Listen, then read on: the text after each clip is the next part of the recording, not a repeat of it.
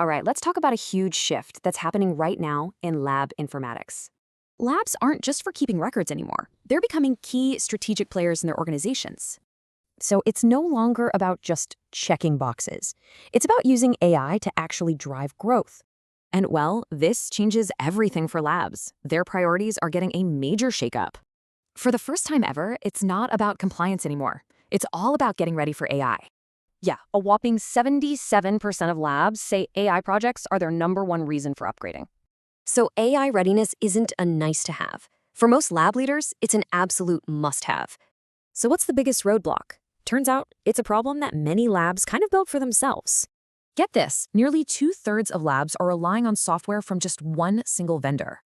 They call this vendor lock-in, and it basically means you can't adapt when you really need to. The new way forward? Breaking up those old, rigid systems for something way more flexible and adaptable.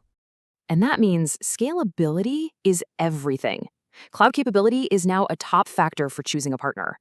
But here's the thing, technology is only half the story. The company culture can actually tank the whole project. This is kind of wild. Most labs never even check how their new systems are actually being used. And that leads straight to underuse, often because of poor training. The software just gathers dust. But look at the difference planning makes. A clear roadmap means you're way more likely to stay on budget. So how can labs actually win here?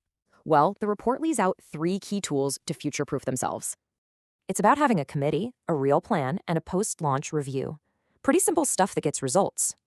Because the bottom line is, this isn't some far-off future. This shift is happening right now.